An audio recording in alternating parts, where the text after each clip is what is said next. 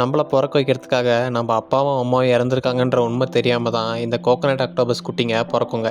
பிறந்த உடனே நீந்துறது, நிறம் மாறுறது, ஆபத்து வந்தால் ஒளியறது மாதிரியான விஷயங்கள்லாம் இதுங்க உள்ளுணர்விலே இருக்கும்.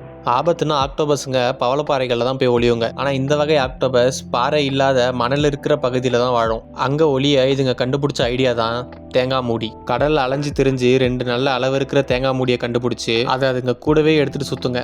வேற ஏதாச்சும் உயிரினத்தால் ஆபத்து வந்துச்சுன்னா ஒரு மூடியை கீழே வச்சு அது உள்ள போய் உட்காந்து இன்னொரு தேங்காய் மூடியை மேலே வச்சு அதோட கைகளால் நல்லா கிரிப் பண்ணி மூடிக்கும். இதை வேட்டையாட வந்த உயிரினமும் இங்கே எந்த உணவும் இல்லையேன்னு சொல்லி ஏமாந்து போயிடும். அது அப்படிக்கா போனதும் தேங்காய் மூடியை திருப்பி கையில் தூக்கிக்கிட்டு இது இப்படிக்கா போயிடும். மற்ற உயிரினங்கள்லாம் ஏதாச்சும் ஆபத்து வந்துச்சுன்னா அந்த நேரத்தில் அதுலேருந்து எப்படி தப்பிக்கிறதுன்னு சொல்லிட்டு யோசிக்குங்க. ஆனால் இந்த ஆக்டோபஸ் ஆபத்து வரும்னு தெரிஞ்சு அதுக்கான தயார் நிலையில் இருக்கும்.